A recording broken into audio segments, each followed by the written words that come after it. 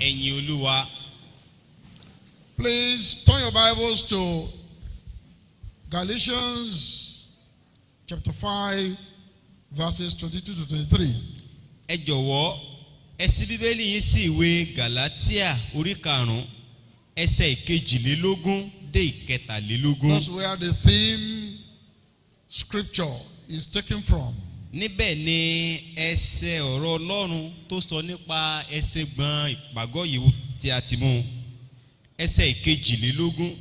Ṣùgbọ́n èso ti ẹ̀mí ni ìfẹ́, ayọ̀, àlàáfíà, ìpamọ́ra, ìwà pẹ̀lẹ́, ìṣoore, ìgbàgbọ́, ìwà tútù àti ìkóra ẹni ní ìjánu. Òfin kan kò lòdì sí irú wọn ni. Praise God. Ẹ̀yin Olúwa. That is where we are going to emphasize and we are going to be talking. Ibẹ̀ yẹn gan la ó tẹnumọ́ tá ó sì máa sọ̀rọ̀ lé lórí. But we will not do justice to that, to those verses of the scriptures if we will not start from verse 19. Ṣùgbọ́n a ò lè ṣe òdodo tó pé nípa mímọ̀ sọ̀rọ̀ lórí àwọn ẹsẹ̀ ọ̀rọ̀ Ọlọ́run yìí tá ò bá tí ì sọ̀rọ̀ nípa ohun tó sọ ní ẹsẹ̀ 19. Because Apostle Paul started his speech by telling us the works of the flesh. Torí pé àpọ́stélì Pọ́ọ̀lù ó bẹ̀rẹ̀ ọ̀rọ̀ rẹ̀ nípa sísọ nípa iṣẹ́ ti ara. He did not overlook that. Kò fi ojú rẹ̀ náà eléyìí. But he expected the fruit of the Spirit to dominate us. Ṣùgbọ́n ó ń retí kí èso tẹ̀mí kó jẹ gàba nínú wa. While we emphasize the fruit of the Spirit, Nígbà tá à ń ṣe ìtẹnumọ́ èso ti ẹ̀mí. we want to read also from verse 19 to 21. A tún fẹ́ ká pẹ̀lú láti ẹsẹ̀ 19 dé 21. It is intentional to bring it upside down. Àmọ̀ọ́mọ̀ gbé láti ìdíwá báyìí ni. Praise God. Ẹ̀yin Olúwa. Ǹjẹ́ àwọn iṣẹ́ tí ara ń fi ara hàn tí ṣe ìwọ̀nyí: panṣágà, àgbèrè, ìwà èrí, wọ̀bìà, ìbọ̀rìṣà, oṣó, ìríra, ìjà, ìlara, ìbínú, asọ̀, ìṣọ̀tẹ̀, àdámọ̀, àrankàn, ìpànìyàn, ìmùtípara, ìréde òru àti irú wọn nì. Àwọn tí mo wí fún yín tẹ́lẹ̀ gẹ́gẹ́ bí mo ti wí fún yín tẹ́lẹ̀ rí pé àwọn tí ń ṣe nǹkan báwọn nì kì yóò jogún ìjọba Ọlọ́run. Praise God. Ẹ̀yin Olúwa. If you notice what Apostle Paul was trying to discuss, Tí ẹ bá kíyèsí ohun tí àpọ́stélì Pọ́ọ̀lù ń gbìyànjú láti or sọ is discussing with us, tàbí tó ń bá wa sọ, there is a great emphasis on the expectation of the fruit of the Spirit. ìtẹnumọ́ wà lórí ìrètí ńlá tí ń bẹ lórí èso ti ẹ̀mí. When we are talking about the fruit of the Spirit, Ìgbà tá a bá ń sọ nípa èso ti ẹ̀mí, like we mentioned in the welcome address, gẹ́gẹ́ bí a ti mẹ́nubà nínú ọ̀rọ̀ ìkíni káàbọ̀, it's a component. ó jẹ́ àwọn ẹ̀yà kan, It's a component. ó jẹ́ àwọn ẹ̀yà You cannot have love tí ò lè sọ pé o nífẹ̀ẹ́ and refuse to dodge peace. kọ́ wá sọ pé o ní àlàáfíà. You cannot say that you have peace O lè máa sọ pé o kúkú ní àlàáfíà. and say long suffering is not important. Kọ́ wá ní ìpamọ́ra ni ò ṣe pàtàkì. You cannot say long suffering is important O sì tún lè sọ pé ìpamọ́ra nìkan ló ṣe pàtàkì. and dodge having faith. Kọ́ wá sọ pé o nígbàgbọ́. If we are talking about the fruit of the Spirit, Tí a bá ń sọ nípa èso ti ẹ̀mí, it's a singular fruit èso kan ni. that God expects to manifest in every life. Èyí tí ó ń fi ara rẹ̀ hàn nínú gbogbo ayé ènìyàn. If that God expects to manifest in every life. Tí Ọlọ́run ń retí kó máa farahàn nínú ayé ènìyàn. If we will make it to heaven, Tí a ó bá dé ọ̀run. praise God. Ẹ̀yin Olúwa. Tonight, Lálẹ́ yìí, I'm talking to us on the topic, mò ń bá wa sọ̀rọ̀ lórí àkòrí the scope of the fruit of the Spirit. àwọn ohun tó rọ̀ mọ́ èso ti ẹ̀mí. No, the scope, the extent, Ibi tí èso ti ẹ̀mí dé, the limit, ìpẹ̀kun rẹ̀, the jurisdiction àwọn àyè tó ní of the fruit of the Spirit. ti èso ti ẹ̀mí. Praise God. Hallelujah. Now, if we are talking about the scope of a thing, Tí a bá ń sọ nípa ibi tí nǹkan dé dúró, in mathematics, for example, nínú ìṣirò fún bí àpẹẹrẹ, we may talk about the circumference. à ń sọ nípa bóyá iye òdiwọ̀n bí òdó ṣe rí, The area. ààyè. If we want to illustrate it again, tá a bá tún fẹ́ ṣe àpèjúwe rẹ̀, the scope, bí nǹkan ṣe dé dúró, the limit, the extent, ìpẹ̀kun ibi tó dé, the area. ààyè tó gbà. Now, for our purposes, Fún ète tiwa yìí, there is no limit to which we can exercise the fruit of the Spirit. kò sí ìpẹ̀kun tí a ò lè ṣe àfihàn ẹ̀mí dé. The fruit of the Spirit Èso ti ẹ̀mí is to be manifested ó yẹ kí ó máa farahàn in our day-to-day Christian living. nínú ìgbé ayé Kìrìsìtẹ́nì wa ojoojúmọ́.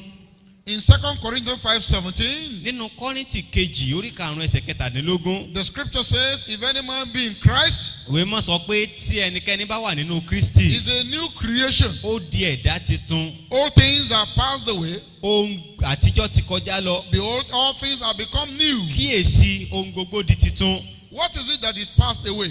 Kí ni àwọn nǹkan tó kọjá lọ? They are the works of the flesh Àwọn ní iṣẹ́ ti ara. that have been mentioned in Galatians 5:19-21. Èyí tí a ti mẹ́nubà ní Gálátíà orí 5:19 dé 21. The fruit of the Spirit Èso ti ẹ̀mí is the new thing that should dominate the life that is in Christ. òun ló yẹ kó jẹ́ ohun titun tí yóò máa farahàn gẹ́gẹ́ bí ìgbé ayé tí ń bẹ nínú Kristi. And there should not be any debate about it. Kò yẹ kí àríyànjiyàn kó wà nípa eléyìí. If we will make it to heaven, Tí a bá fẹ́ dé ọ̀run, praise God. ẹ̀yin Olúwa.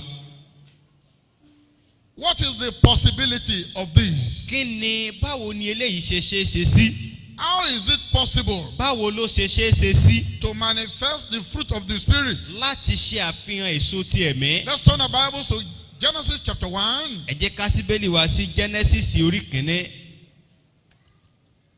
We're reading from verse 26 À ń kà láti ẹsẹ̀ ìkẹrìndínlọ́gbọ̀n up to 28. dé ìkejìdínlọ́gbọ̀n. Ọlọ́run sì wí pé, jẹ́ kí á dá ènìyàn lé àwòrán wa gẹ́gẹ́ bí ìrí wa, kí wọn kí ó sì jọba lórí ẹja òkun àti lórí ẹyẹ ojú ọ̀run àti lórí ẹranko àti lórí gbogbo ilẹ̀ àti lórí ohun gbogbo tí ń rákò lórí ilẹ̀. Bẹ́ẹ̀ lé Ọlọ́run dá ènìyàn lé àwòrán rẹ̀, lé àwòrán Ọlọ́run lé ó dá, àti akọ àti abo lé ó dá wọn. Ọlọ́run sì súre fún wọn, Ọlọ́run sì wí fún wọn pé ẹ máa bí sí kí ẹ sì máa rẹ̀, kí ẹ sì gbilẹ̀, kí ẹ sì ṣe ìkáwọ́ rẹ̀, kí ẹ sì máa jọba lórí ẹja òkun àti lórí ẹyẹ ojú ọ̀run àti lórí ohun alààyè gbogbo tí ń rákò lórí ilẹ̀. Praise the Lord. Ẹ̀yin Olúwa. I say, praise the Lord. Ẹ̀yin Olúwa. Like begets like. Irú òun ló ń bírú. God created man in his own image. Ọlọ́run dá ènìyàn ní àwòrán ara In fact, rẹ̀. he did not do it only by himself. Kò tilẹ̀ dá ṣe fúnra rẹ̀. He called on Jesus. Ó ké pe Jésù. He called on the Holy Ó Spirit. ké pe ẹ̀mí mímọ́. Say, let us create man in our image. Pé ẹ wá ẹ jẹ́ ká dá ènìyàn ní àwòrán After ara wa our likeness. gẹ́gẹ́ bí ìrísí wa. What are they supposed to dominate upon? Kí wá làwọn nǹkan tó yẹ kí wọ́n máa jọba lé lórí? They are supposed to dominate over the works of the flesh Ó yẹ kí wọ́n máa jọba lórí iṣẹ́ ẹran ara and over everything that may want to harm them. àti lórí ohunkóhun tó bá fẹ́ pa wọ́n lára. They are to be governors over every other inferior things. Àní ó yẹ kí ìṣèjọba kó wà lórí gbogbo nǹkan tó wà lábẹ́ wọn. Over the fish, Lórí ẹja, over the fowl of the air, lórí ẹyẹ ojú ọ̀run over every creeping thing. àti lórí ohun gbogbo tó ń rákò. Man was created in his own image. Ọlọ́run dá ènìyàn ní àwòrán ara rẹ̀. Man is not inferior. Ènìyàn ẹ ṣe ẹni tí ò péye. Man is superior. Ènìyàn jẹ́ olórí ẹni tó ń Can you rise ṣèjọba. and say, I'm superior? Sọ pé olórí ni mí Designed to dominate. tí a ṣẹ̀dá láti máa I jọba. am superior. Mo jẹ́ olórí Designed to dominate. tí a yàn láti máa I jọba. am created A dá mi in the image of God. ní àwòrán Ọlọ́run. In the image of God, Ní àwòrán Ọlọ́run created he me. ní Ọlọ́run dá mi. Listen, Ẹ tẹ́tí gbọ́. say it as as if you mean it very well. ẹ sọ bí ẹni tó mọ tí ń sọ. In the image of God, ní àwòrán ọlọ́run. created he me. ní ọlọ́run dá mi. Praise God. ẹ̀yin olúwa. Listen, ẹ that is the reason why I said ìdí nìyẹn tí mo fi sọ pé it is possible ó ṣeé ṣe for us to operate fún wa láti ṣiṣẹ́ in the fruit of the Spirit, nínú èso ti ẹ̀mí in our offices, ní àwọn yàrá ibiṣẹ́ wa in our marriages, nínú ètò ìdílé wa in our schools, nínú iléèwé wa and everywhere we find ourselves. àti ní ibikíbi tí a bá bára wa. Listen, ẹ tẹ́tí gbọ́. we have not chosen ourselves. kìí ṣe àwa la yan ara wa. He has chosen us òun ló yàn wá. and ordained us ó sì wá ta òróró lé wa lórí. that we should bear fruit kí a bá lè máa so èso. and that our fruit should remain. àti pé kí èso wa kí ó lè dúró. If this is not possible, tí èyí ọ̀bá ṣeé ṣe ni. he would not have relied upon us. ìbá tí gbẹ́kẹ̀lé wa. Every child of God gbogbo ọmọ ọlọ́run kọ̀ọ̀kan. is a king, is a priest. ọba ni àlùfáà sì ni. Praise the Lord. ẹ̀yin olúwa. Revelation chapter 1, ìfihàn orí kìíní. we are reading verses 5 and 6. à ń ka ẹsẹ̀ karùn-ún àti kẹfà. àti láti ọ̀dọ̀ Jésù Kristi. Yes. ẹlẹ́rìí olóòótọ́. Yes. àkọ́bí nínú àwọn òkú. Yes. àti aláṣẹ àwọn ọba ayé. Yes. ẹni tí ó fẹ́ wa. Yes. tí ó sì wẹ̀ wá nù nínú ẹ̀jẹ̀ rẹ̀ kúrò nínú ẹ̀ṣẹ̀ wa. tí ó sì fi wá jẹ ọba àti àlùfáà fún Ọlọ́run àti bàbá rẹ̀. tirẹ̀ lé ògo àti ìjọba láé àti láéláé. Amen. That is the word of God. ọ̀rọ̀ Ọlọ́run nìyẹn. He has made us to be kings and priests, ó ti fi wá ṣe ọba àti àlùfáà. and we should not let him down. a sì gbọ́dọ̀ jákulẹ̀. If we live in the flesh, tí a bá ń gbé nínú ara. we have no life of God in us. a ní ìyè Ọlọ́run nínú wa. But when we live in the Spirit, ṣùgbọ́n tí a bá ń gbé nípa ti ẹ̀mí. manifesting him anywhere we find tá à ń ourselves, ṣe àfihàn rẹ̀ níbikíbi tí a bá wà. we are representing him. à ń ṣe aṣojú rẹ̀. And if a king is in a place, tí ọba bá wà níbì kan.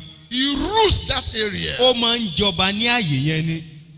If a priest is in a place, tí àlùfáà bá wà ní ibì kan. he manifests the power of God there. ó máa ń fi agbára Ọlọ́run hàn níbẹ̀ ni. In this meeting, nínú pàdé yìí. every works of the flesh gbogbo iṣẹ́ ẹran ara. must depart from your life. ó gbọ́dọ̀ fi ayé rẹ̀ sílẹ̀. You see, to whom much is given, ẹni tí a bá fi ọ̀pọ̀ fún. much is expected. ọ̀pọ̀ ni à ń retí lọ́wọ́ ẹ̀. I want to believe God mo fẹ́ gba Ọlọ́run that gbọ́. the way you live your Christian life pé ọ̀nà tó ń gbà gbégbé ayé kìrìsìtẹ́nì rẹ. should change. ó yẹ kó yí padà. If you have the understanding tó o bá ní òye. that God depends so much on pé you, Ọlọ́run sinmi lé ọ púpọ̀. you must not fail God. o gbọ́dọ̀ já Ọlọ́run kulẹ̀. You must not fail your generation. o sì gbọ́dọ̀ já ìran rẹ kulẹ̀. There should be a change of mind. àní ìyípadà ọkàn yẹ kó ṣẹlẹ̀. Your heart must be circumcised again. ọkàn rẹ gbọ́dọ̀ tún gba ìtúnikọ nílà. There must be a visit to Calvary àní ọgbọ́dọ̀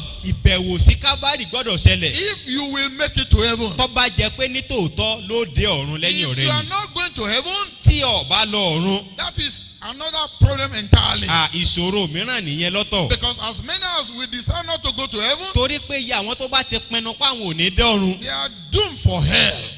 wọ́n di ẹni ègbé láéláé. Doomed for hell. wọ́n di ẹni ègbé lọ́run àpáàdì. May hell not be your portion.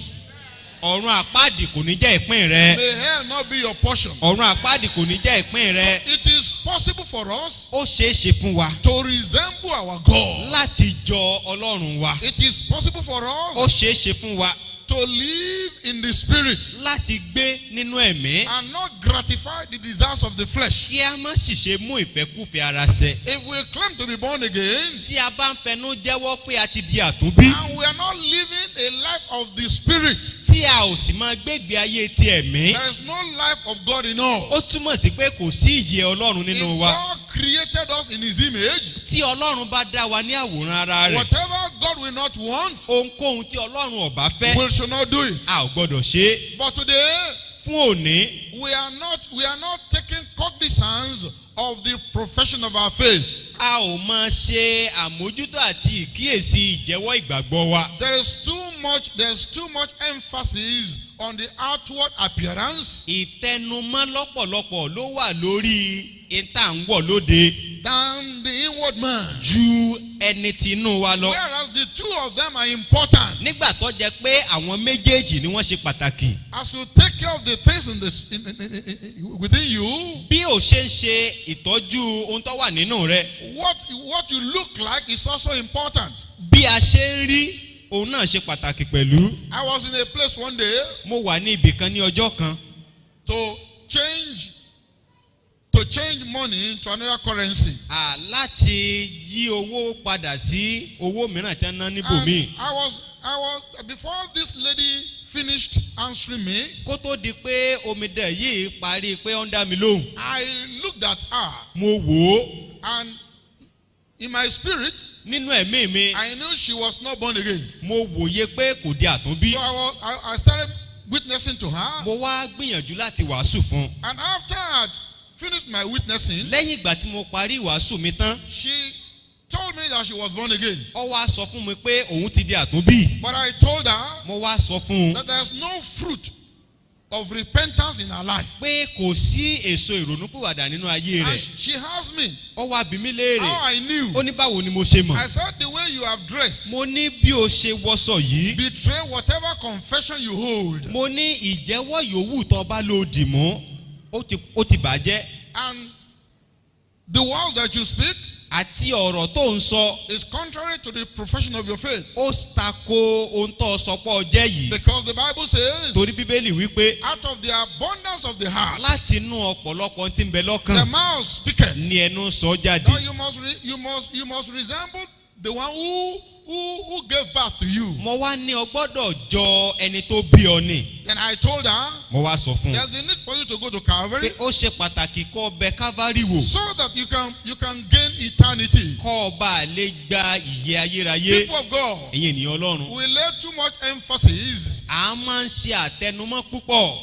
of our connection with churches. lórí ìjọ tá a darapọ̀ mọ́. We lay too much emphasis ohun tá a máa ń sọ jù. on the number of programs we attend ó ní iye ètò tá a máa ń lọ. than manifesting the fruit of the Spirit. ju ṣíṣe àfihàn èso ti ẹ̀mí lọ. Praise God. ẹ̀yin Olúwa. And when we are talking about the fruit of the Spirit, ìgbà tá a bá ń sọ nípa èso ti ẹ̀mí. if you look at the program in your hand, tí ẹ bá wo ìwé ètò tó wà ní ọwọ́ wa yìí. it's a component. ó jẹ́ àwọn ẹ̀yà lónírúurú. It is just for convenience that the tree is drawn to fún accommodate all of the fruit, all of the items, all of the characters, all of the attributes that are to be manifested in a particular person. kí ó bá fún kó lè tètè yé wa ó ní a fi ya odidi igi kan tí ó wá ní onírúurú àbùdá ìrísí àwọn èso ti ẹ̀mí tó yẹ kó mọ farahàn nínú ayé ènìyàn kan. It's a singular fruit. èso kan náà ni. Which means you. tí í ṣe ìwọ. You are that fruit. ìwọ ni igi yẹn. That must reveal love. tó gbọ́dọ̀ máa fi ìfẹ́ hàn. That must reveal joy. tó gbọ́dọ̀ máa fi ayọ̀ hàn. That must reveal long suffering. tó gbọ́dọ̀ máa fi ìpamọ́ra hàn. That must reveal faith. tó gbọ́dọ̀ fi ìgbàgbọ́ hàn. And so on. àti bẹ́ẹ̀ bẹ́ẹ̀ lọ. Praise God. ẹ̀yin Olúwa. So I am encouraging you mo wá ń rọ̀ wá. to take a stock of your life. pé kó o ṣe ìṣirò ayé rẹ. If any of this is not manifesting your life, tí ẹyọ kan nínú àwọn nǹkan wọ̀nyí ọba farahàn nínú ayé rẹ. you need to check your life again. ó yẹ kó o tún ayé rẹ yẹ̀ wò. Because instead of living as a king, torí pé dípò kó o máa gbé gẹ́gẹ́ bí ọba. you are living as a servant. ò ń gbé gẹ́gẹ́ bí ìránṣẹ́. Instead of living as a priest, dípò kó o máa gbé gẹ́gẹ́ bí you àlùfáà. are living as a slave. ó wá ń gbé gẹ́gẹ́ bí ẹrú. Or someone who is an idolater. tàbí ẹni tá a lè fi wé abọ̀rìṣà. Or an herbalist. tàbí babaláwo. And that is not supposed to be your portion. ìyẹn ò sì yẹ kó jẹ́ ìpín rẹ. Where God has placed you ibi tí Ọlọ́run ti fi ọ́ sí. is so high ó ga púpọ̀. that you cannot afford to fall down and somersault. tó fi jẹ́ pé o ò lè fààyè gbà kó wá ṣubú kó o sì forí sánlẹ̀. As many of you as have somersaulted, fún iye ẹ̀yin tẹ́ ẹ ti fi orí sánlẹ̀. the Lord will raise you up. Olúwa yóò gbé yín sókè. In Jesus' mighty ní name. orúkọ ńlá Jésù. Praise God. ẹ̀yin Olúwa. Praise God. ẹ̀yin Olúwa. Where do we derive the source of our strength? níbo ni à ń ti ń gba orísun okun wa. Let's go to John chapter 15. ẹ jẹ́ ká lọ sínú ìwé Jòhánù We orí look at verses kẹẹ̀ẹ́dógún. 1 to 5. a ó ka ẹsẹ̀ ìkíní sí John ìkarùn-ún. chapter 15, Ìwé Jòhánù orí verses 1 to kẹẹ̀ẹ́dógún 5. ẹsẹ̀ ìkíní sí ìkarùn-ún. Èmi ni àjàrà tòótọ́, bàbá mi sì ni olùṣọ́gbà. Gbogbo ẹ̀ka gbé inú yín gẹ́gẹ́ bí ẹ̀ka kò ti lè so èso fún ara rẹ̀, bí kò ṣe pé ó bá ń gbé inú àjàrà, bẹ́ẹ̀ lé ẹ̀yin bí kò ṣe pé ẹ bá ń gbé inú mi. Èmi ni àjàrà, ẹ̀yin lé ẹ̀ka. Ẹni tí ó ń gbé inú mi àti èmi nínú rẹ̀, òun ni yóò so èso lọ́pọ̀lọpọ̀. Nítorí ní yíya ara yín kúrò lọ́dọ̀ mi, ẹ kò lè ṣe ohun kan. Praise God. Ẹ̀yin Olúwa. If you look at verse 1 of John 15, Tí ẹ bá wo ẹsẹ̀ kínní Jòhánù orí kẹẹ̀ẹ́dógún, I am the vine, ó ní èmi ni àjàrà, ye are the branches. ẹ̀yin ni ẹ̀ka. I am the vine, Èmi ni àjàrà, ye are the branches. ẹ̀yin ni ẹ̀ka. We get our nourishment from God Himself. Láti ọ̀dọ̀ Ọlọ́run fúnra rẹ̀ láti ń gba okun wa. Our strength to manifest the fruit of the Spirit comes from Jesus. Okun wa láti fi èso ti ẹ̀mí hàn àtọ̀dọ̀ Jésù láti ń gbà á. The power to display who God is derived from the Holy Spirit. Agbára láti mọ irú ẹni tí Ọlọ́run jẹ́ látọ̀dọ̀ ẹ̀mí mímọ́ láti ń gbà á. Without God, Láìsí Ọlọ́run, without Jesus, láìsí Jésù, without the Holy Spirit, láìsí ẹ̀mí mímọ́, we can do nothing. a ò lè ṣe nǹkan. So we draw our strength À ń gba okun wa from the Lord. láti ọ̀dọ̀ Olúwa. This afternoon, Lọ́sàn-án yìí, as I was praying and meditating, bí mo ṣe ń gbàdúrà tí mò ń ṣàṣàrò, the Lord gave me an illustration of some people here Olúwa fún mi ní àkàwé àwọn ènìyàn kan níhìn-ín who truly have become branches of Jesus. àwọn tí wọ́n ti jẹ́ ẹ̀ka Jésù ní tòótọ́. But somehow, Ṣùgbọ́n lọ́nà kan tàbí lọ́nà mìíràn, some problem came, àwọn ìṣòro kan yọjú. and because they wanted to bear fruit, Àti nítorí pé wọ́n fẹ́ so èso, in the course of fruiting, ní àkókò síso èso wọn, they suffered some damages. wọ́n wá bá àwọn ìdìbàjẹ́ kan pàdé. You know, botanically, Nínú orúkọ tí àwọn ìmọ̀ sáyẹ́nsì tún máa ń pe àwọn nǹkan míì. there is no tree that can stand with only fruit and with only leaf and expect to have fruits. Kò sí igi kan tó lè mọ dáwà tó jẹ́ pé ewé nìkan ni ọkàn wà lára rẹ̀ tí ó wà rò pé òun ó so èso. That's another group that God revealed to me. Ìfihàn míì tọ́lọ́run tó fi hàn mí nìyẹn. There are some people are here today. Díẹ̀ nínú àwọn èèyàn kan wà ní ìlónìí.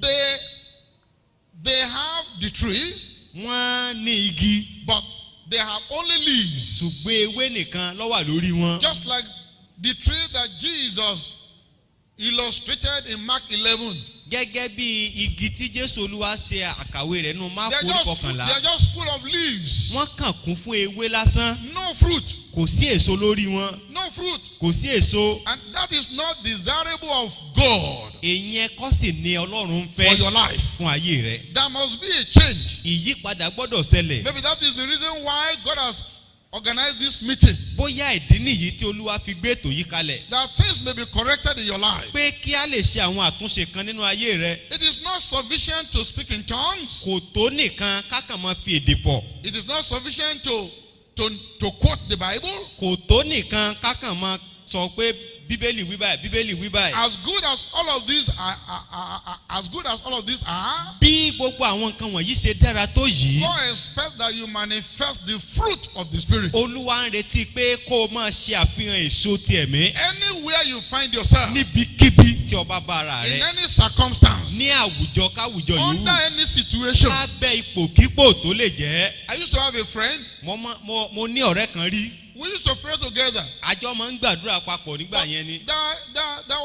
There was some things in his life Ṣùgbọ́n àwọn nǹkan kan wà nínú ayé rẹ̀. that up to today, Tó jẹ́ pé títí di òní he had not dropped. kò tí ì jùlẹ̀. I'm talking of a friend of about 25 years ago. Mo ń sọ nípa ọ̀rẹ́ bí ọdún 15 sẹ́yìn. We are not very close again A ò sún mọ́ra tímọ́tímọ́ bẹ́ẹ̀ náà because of one nísìn. reason or the other. Nítorí ìdí kan tàbí òmíràn. This friend that I'm talking about, Ọ̀rẹ́ tí mò ń sọ nípa rẹ̀ yìí, as good as he is, bí ó ṣe dára tó yẹn, as a preacher, gẹ́gẹ́ bí oníwàásù as a pẹ̀lú, prayer warrior, gẹ́gẹ́ bí afàdúrà jagun, would not mind to remove his shirt and start boxing with a driver who will drive wrongly when he's on the road together with another driver. Kọ̀ọ̀ká sí nǹkan kan pé kọ́ bó ẹ̀wù rẹ̀ lẹ̀ kó sì wá yọ ìṣẹ́ láti fi lu awakọ̀ káwakọ̀ tó bá wakọ̀ bí ò ṣe dáa níwájú ọkọ̀ rẹ̀. I had called this friend a number of times. Mo ti pe ọ̀rẹ́ yìí ní ọ̀pọ̀ ìgbà. I said, this is contrary to the profession of your faith. Mo ní tó ń ṣe yìí ó tako ìjẹ́wọ́ ìgbàgbọ́ rẹ̀. What you are manifesting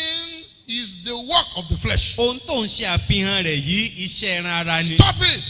Dá dúró. But what he will tell me Ṣùgbọ́n ohun tí ó sọ fún mi ni pé is that he must exercise his right. pé ó yẹ kó wọn fi ẹ̀tọ́ òun hàn. He must tell them Ó yẹ kó wọn sọ fún that wọn he is not a dummy. pé òun èé ṣe dọ̀ndú. That he must tell them Òun gbọ́dọ̀ sọ fún wọn that they are not supposed to misbehave. pé kò yẹ kí wọ́n máa wà ní ìwàkuwà báyẹn. Christians are peculiar people. Mo ní kìrìsìtẹ́nì àwọn ènìyàn ọ̀tọ̀ ni wọ́n. We are royal priesthood. Olú àlùfáà ni wọ́n. We are a chosen generation. Ìran tí a yàn ni wọ́n. We should reveal the one who has called us Ó yẹ ká ṣe àfihàn ẹni tí ó ti pè wá from the kingdom of darkness kúrò nínú ìjọba òkùnkùn into his marvelous light. wá sínú ìjọba ìmọ́lẹ̀ I ìyanu made this rẹ̀. friend to understand the principle of how a Christian should behave Mo jẹ́ kí ọ̀rẹ́ yìí kó lóye àwọn ìgbékalẹ̀ bó ṣe yẹ kí onígbàgbọ́ wùwà in our day-to-day relationship. nínú àwọn ìbáṣepọ̀ wa ojoojúmọ́ You pẹ̀lú will not listen ẹlòmíràn. to me. Ṣùgbọ́n kò ṣetán àti tẹ́tí gbọ́ mi. So many times I will meet him on the road Ní ọ̀pọ̀ ọgbà la máa ń pàdé ní ojú òpópónà fighting with drivers tí màá bá tí ọmọ bá àwọn awakọ̀ mìíràn jà. because I would not like to be associated with such type of crowd. Torí pé mi ò ní fẹ́ kí wọ́n dá mi mọ̀mọ́rú àwùjọ tí ń jà bẹ́ẹ̀. I will drive ahead of him. Màá yá sáré wakọ̀ kúrò lẹ́gbẹ̀ẹ́ rẹ̀. Fruit of the spirit Èso ti ẹ̀mí. is lacking in the church. Ó ṣe aláìsí nínú ìjọ. As we are all seated like angels now, Bí gbogbo wa ṣe jókòó yìí bí áńgẹ́lì. how do you manifest yourself when you get home? Báwo ló ṣe ń gbà wúwà tó bá délé? How do you behave yourself when you get to your place of work? Báwo ló ṣe máa ń ṣe é sí tó bá débi iṣẹ́ rẹ? Especially when it comes to areas where your right is trampled upon. Pàápàá jùlọ tó bá ti di ọ̀rọ̀ ibi tí wọ́n ti fẹ́ fi ẹ̀tọ́ rẹ dùn ọ́. How do you behave? Báwo ló ṣe máa ń wúwà? What's your reaction to money? Kí ni ìkọbiarasí rẹ sí owó? When it comes to money, Tó bá di ọ̀rọ̀ owó tán, the temperament of many of us will be different. ìgbónára àti bí oníkálukú ṣe máa ń ṣe sí yóò wá yàtọ̀tọ̀. We behave like as if we are in a cooperative society. A wà máa wà bí ẹni tó wà nínú ẹgbẹ́ alájẹsẹ́kù. I've never attended cooperative society before. Mi ò tí ì lọ ìpàdé ẹgbẹ́ alájẹsẹ́kù kankan But I rí. understand that when they are in that meeting, Ṣùgbọ́n mo lóye pé tí wọ́n bá wà nínú ìpàdé yìí. they make terrible noise. Wọ́n á máa pariwo tó burú. Is that true? Ṣé òótọ́ ni? Terrible noise. Wọ́n máa ń pariwo And pọ̀. they can afford to box themselves Wọ́n sì ṣetán láti lura wọn kúkú because of money. nítorí owó. Because some believers will lose their temperament. Àwọn onígbàgbọ́ kan níṣe ni wọ́n sọ ìwà tútù wọn nù. As good as cooperative meetings are, Bí àwọn ìpàdé ẹgbẹ́ alájẹsẹ́kù ṣe dára tó where yìí. if believers will find themselves there, Tí onígbàgbọ́ bá bára rẹ̀ ń bẹ̀. your scope extends to that place Ìhùwàsí rẹ̀ ó tún dé ibẹ̀ yẹn náà. to manifest the fruit of the spirit. Láti ṣe àfihàn èso ti You ẹ̀mí. don't have any right. O ò ní ẹ̀tọ́ kankan. You don't have any right. O ò ní ẹ̀tọ́ kankan. If there's any right you have, Tí ẹ̀tọ́ kankan bá wà tó ní. you have a right to salvation. O náà ní ẹ̀tọ́ sí ìgbàlà. You have a right to reveal the one who has called you from the kingdom of darkness into his marvelous light. O ní ẹ̀tọ́ láti ṣe àfihàn ẹni tó pè ọ́ láti inú ìjọba òkùnkùn wá sínú If you have ìjọba any right ìmọ́lẹ̀ at all, Tó o bá ní ẹ̀tọ́ kankan, you have a right to tell them that you are a believer. o ní ẹ̀tọ́ láti sọ fún wọn pé onígbàgbọ́ tòótọ́ ni ọ́. And a believer must not get himself in genealogies that are not convenient. Bẹ́ẹ̀ sì ni onígbàgbọ́ kò yẹ kó bára rẹ̀ nínú jàgídíjàgan tí ò rọrùn. But today, Lónìí, that is not the story. bó ṣe rí kọ́ nìyẹn. We are not representing him. A ò mọ sí aṣojú rẹ̀. We are not drawing strength from the Lord. A ò mọ gba okun láti ọ̀dọ̀ Olúwa. So instead of bearing fruit, Dípò ká wá máa so èso. leaves have covered the tree that we are attached to. Ewé òun lọ́wọ́ á bo igi èyí tá a so mọ́ tá tá a so mọ́ lára. And some of us, díẹ̀ nínú wa instead of our fruits to be edible, dípò kí èso wa kó dára kó ṣeé jẹ, insects have beaten them. àwọn kòkòrò ó ti bàjẹ́, They've destroyed them. wọ́n ti bàjẹ́. I saw one tree one day, mo rí igi kan ní ọjọ́ kan, very good looking. ó dùn wò púpọ̀. And I asked, mo wá béèrè, look at the mangoes on this tree. mo ní ẹ wo àwọn mọ́ngòrò tí ń bẹ lórí igi yìí. And the person told me, ẹni yẹn wá sọ fún mi, they are not edible mangoes. wọ́n láwọn òro ọbẹ̀ yìí ò ṣeé jẹ. I said, why? mo ní kí nìdí tó òro yìí ò ṣeé He said, jẹ. would you like to take one? wọ́n ní sẹ́ẹ̀fẹ̀ láti jẹ kan wò. I said, no. mo ní rárá. If it's not edible by you, tó bá jẹ pé kò ṣeé jẹ fún ẹ̀yin, then it will not be edible for me. ó túmọ̀ sí pé kò ṣeé jẹ fún èmi That náà. is a kerosene mango. wọ́n ní That's why it is spared. mango ní bàáfin ni pé ìdí nù táwọn èèyàn fi filẹ̀. Nobody touched it. ẹnikẹ́ni ò débẹ̀. Beautiful looking, bó ṣe dùn wò tó, full of fruits. tó kún fún èso. As I was praying bí mo ṣe ń gbàdúrà on this message, lórí ìwàásù yìí, there was a flash in my spirit ìtànsán kan wà nú ọkàn mi to that story I'm telling you sí ìtàn tí mo sọra sọ fún yín now. tán yìí, Some of us, pé díẹ̀ nínú wa, even though we have fruits on our tree, bó tilẹ̀ jẹ́ pé a ní èso lórí igi and wa, we claim to be drawing strength from the Lord. tí a sì ń sọ pé à ń gba okun láti ọ̀dọ̀ Olúwa. Remember John 15:1 says that He is the vine, we are the branches. ẹ rántí pé Jòhánù orí kẹẹ̀dógún ẹsẹ̀ kìíní ní òun ní àjàrà wa lẹ́ka. And even though we claim to be drawing strength from the Lord, bó tilẹ̀ jẹ́ pé à ń sọ pé à ń gba okun láti ọ̀dọ̀ Olúwa, the fruit that we are bearing, èso tá à ń so they are not edible. kò ṣeé jẹ. And that's unfortunate. èyí sì ṣe ni láàánú. That's the third category that the Lord revealed to me. ìpín kẹta tí Olúwa fi hàn mí And nìyí. listen, ẹ tẹ́tí gbọ́. there are some of us, àwa díẹ̀ kan wà, we are drawing strength from the Lord, à ń gba okun láti ọ̀dọ̀ Olúwa. but at a particular point in time, ṣùgbọ́n ní àkókò kan ní pàtó, the taproot of the tree that we claim to have to stand with, àgbòǹgbò igi èyí tí a sọ pé a so mọ́, eat the rock. àgbòǹgbò tí máa ń wọnú ilẹ̀ yìí, ọkàn àpáta, Eat the rock. ó ti kan àpáta. And so the leaf has withered away. nípasẹ̀ bẹ́ẹ̀ ewé ti rọ. The fruit that it produced àwọn èso tó ti so, is also so bad, òun náà gbogbo ẹ̀ náà bàjẹ́. and it's dried. bẹ́ẹ̀ sì ni ó wá ń gbẹ. It's like one of the trees I have in my compound. ó dàbí igi kan tí mo ní nínú ọgbà mi. Eventually, I had to cut it down ìgbà tó padà yá, mo ní láti gé igi ìlú because rẹ̀. it was no longer producing anything. torí pé kò so nǹkan kan mọ́. The fruits were there, èso wà ń bẹ̀ ní but tòótọ́. because the taproot hit the rock, ṣùgbọ́n gbòǹgbò igi tí máa ń fa omi fa gbogbo nǹkan láti inú rẹ̀, ilẹ̀ ó ti kan àpáta. everything dried up. ohun gbogbo wa gbẹ. The leaves, ewé, the fruits, èso, everything that make up the tree gbogbo ohun tó parapọ̀ tó di became igi. useless. ó wá di ohun tí ò So wúlò. when it was becoming a threat, ìgbà tó wá di pé ó fẹ́ máa fa dẹ́rùbà wá, we had to cut it off. a ní láti gé. And today, lónìí, as I was praying bí mo ṣe ń gbàdúrà, and meditating on this passage, tí mo sì ń sásàrò lórí ẹsẹ̀ ọ̀rọ̀ Ọlọ́run the yìí, Lord referred me again back to that tree. Ọlọ́run tún wá mú mi rántí There's ìṣẹ̀lẹ̀ yẹn náà. some people are in your congregation pé àwọn kan wà nínú ìjọ rẹ who are backsliding already, tó jẹ́ pé wọ́n ti padà sẹ́yìn náà, dried off. wọ́n sì ti gbẹ. They clap their hands, wọ́n ń pàtẹ́wọ́ wọn they sing tòótọ́, choruses, wọ́n ń kọrin they ìyẹn, even speak in tongues, wọ́n á tiẹ̀ máa fèdè fọ̀, they prophesy. wọ́n ń sọ tẹ́lẹ̀ pẹ̀lú. But they are like that tree ṣùgbọ́n wọ́n dàbí igi yẹn, that you cut off. èyí tó gé kúrò yẹn. I was shocked. Ẹ̀rù wá bà mí, I was shocked. àyà mi já.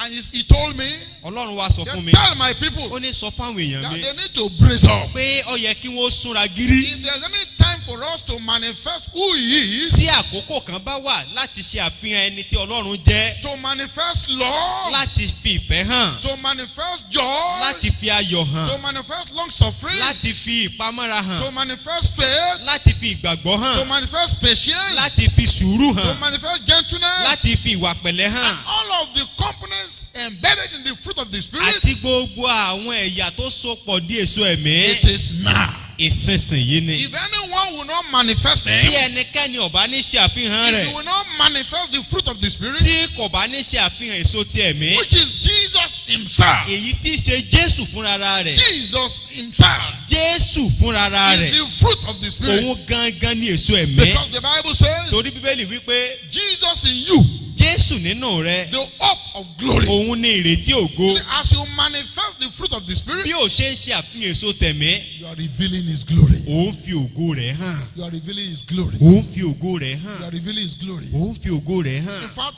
you will do little preaching Kásì ẹ̀sọ́ tòótọ́ ìwàásù díẹ̀ náà lọ́mọ wa. before people will embrace your Lord. Àwọn èèyàn ó sì máa tẹ́wọ́ gba Olúwa. As corrupted as this world is, Bí ayé yìí ṣe díbàjẹ́ tó yìí, people are still waiting that we manifest him. àwọn èèyàn sì tó ń dúró dè wá láti fi Ọlọ́run hàn. That we manifest who Jesus is. Ká fi ẹni tí Jésù ṣe hàn. The mighty God will help us. Ọlọ́run alágbára yóò ràn wá If you lọ́wọ́. want to show love, Tọ́ ọ bá fẹ́ fi ìfẹ́ hàn, go to where unbelievers are. ẹ lọ síbi tí àwọn aláìgbàgbọ́ wà. And because they are not going to give you back what you are sowing, Nítorí pé wọn ò sì ní oréré kan tí wọ́n fi rọ́pò ohun tó ń gbìn sínú ayé you wọn. just give out this love unexpectedly.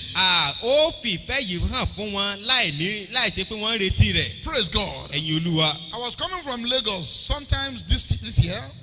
Lákòókò kan nú ọdún yìí mò ń ti ìlú Èkó bọ̀. A brother was traveling with me. We were coming down from Lagos. Arákùnrin kan rìnrìn àjò pẹ̀lú mi, àjọ ń padà bọ̀. Two brothers were coming with me. Bí àwọn arákùnrin méjì. And somebody vomited inside the vehicle that I boarded. Ẹnìkan wá bì nínú ọkọ̀ tí mo wọ̀.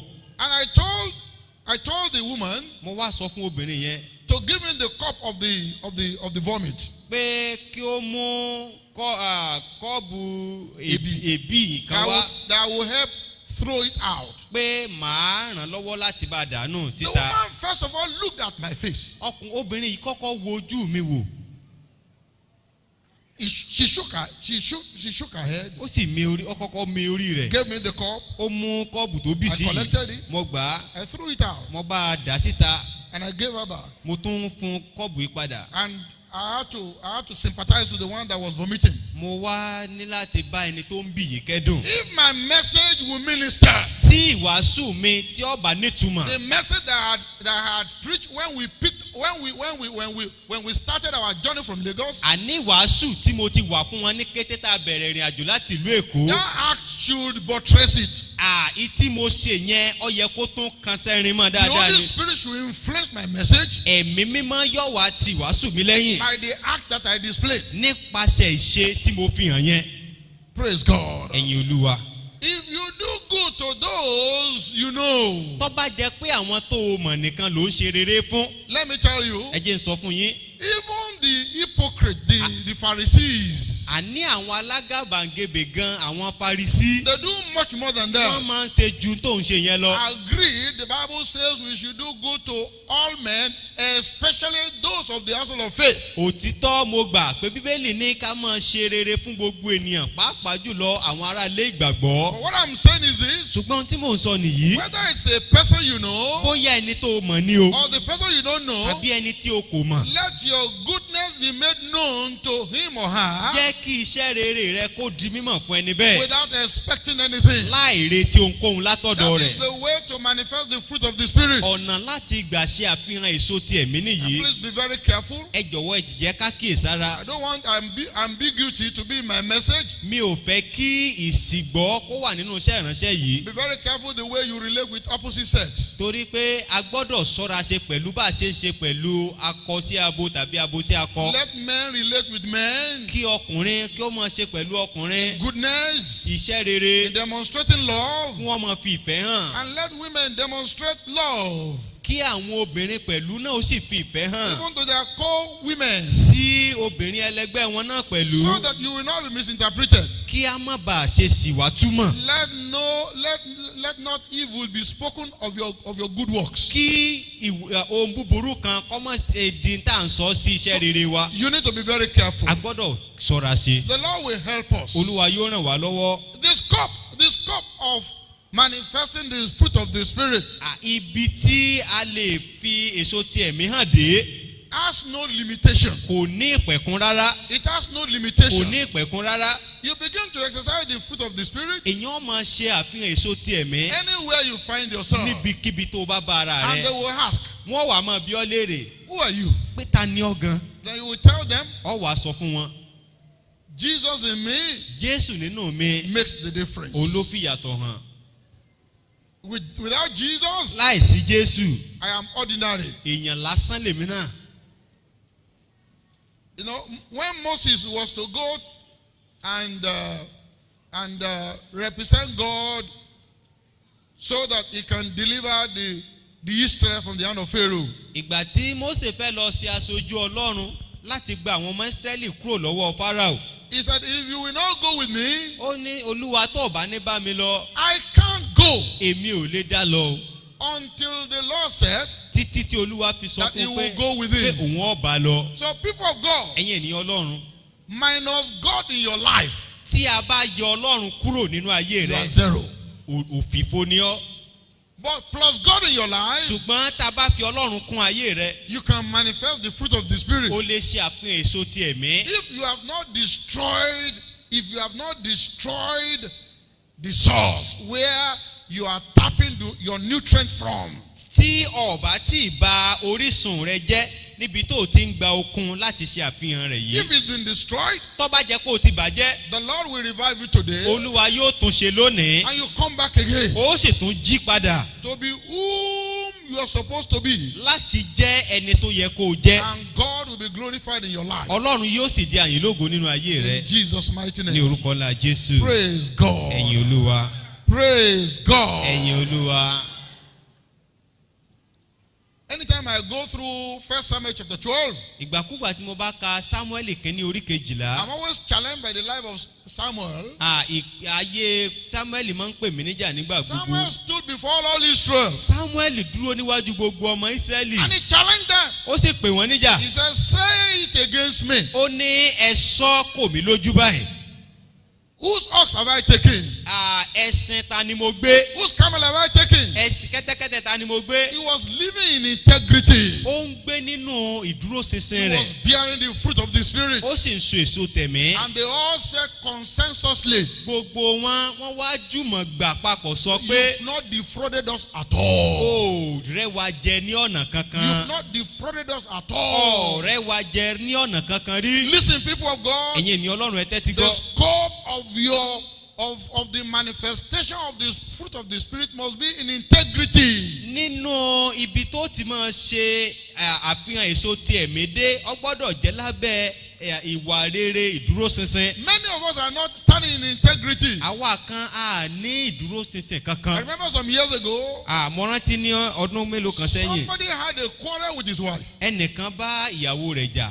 And as he heard my voice, Bí ó- as the man heard my voice, bí ọkùnrin yẹn ṣe wá gbóhùn mi. said, if you tell Reverend, ó ní tó o bá sọ fún ẹni ọ̀wọ̀ today, lónìí you are backing up. ó kókó lé mi. And the lady was sobbing. bẹ́ẹ̀ ni obìnrin yìí wà ń tomi He lójú said, I can't kòròkòrò. contain it. ó ní àárín ilé gba I yìí will mọ́ra tell him. màá sọ fún Let wọn me pack out. tí n bá kó jáde jẹ́ n kó In fact, jáde. I heard the word from the man. àní mo ṣe ẹ̀gbọ́rọ̀ yẹn láti ọ̀dọ̀ ọkùnrin yìí. That I jokingly intercepted. ní pẹ̀lú àwàdà mo wá rọra dá sí i. Àwàdà káwàdà wo nìyẹn? Ta ni ń jáde ńlé? mo ní Ta ni wọ́n ń jáde ńlé fún? what kind of joke is that? who is packing out from whom and who is packing out? You know what the man said? ǹjẹ́ ẹ mọ̀ tọkùnrin yìí sọ? Ó ní sir, ó ní alàgbà she made me to be angry. òun ló múnú bí mi. She made me to be angry. òun ló múnú bí mi. And you know when Jesus got to the temple, ẹ sì mọ̀ pé ńgbà Jésù dénú he saw tẹ́ḿpìlì them trading. ó rí tí wọ́n ń tà tí ń rà. He took a stroke. ọba mú ẹgbàá Tried to beat them. ọba bẹ̀rẹ̀ sí lù wọ́n. I laughed. ẹ̀rín pè mí náà. I laughed. ẹ̀rín pa mí. And I called the man's name. mo wá pe orúkọ ọkùnrin yìí. I said, you. mo ní ìwọ náà. He said, why are you quoting scriptures out of context? mo ní kí ló dé tó ń sọ ìwé mímọ́ lódìlódì. If Jesus should come now, pé tí Jésù bá dé báyìí will you go with him? sọ́ọ̀bà lọ He bá said, wọn. sir, ó ní sà. Jesus said, Jésù wípé we should be angry, ó ní ká ń bínú but not sin. ṣùgbọ́n ká má ṣe ṣẹ̀. I said, today, mo wá ní lónìí under God, lábẹ́ Ọlọ́run you are a sinner. ó ẹlẹ́ṣẹ̀ ni ọ́. You are beating your wife. ó ti lu ìyàwó rẹ̀. See her now. wò ó And you are a fool yourself. ìwọ gangan aṣiwèrè ni ọ́ Because you have beaten yourself. torí pé o lu ara rẹ. Because the Bible says, bíbélì wípé he who loves his wife ẹnikẹ́ni tó bá fẹ́ràn aya loves rẹ̀ ó himself. fẹ́ ara rẹ̀. And he became sober.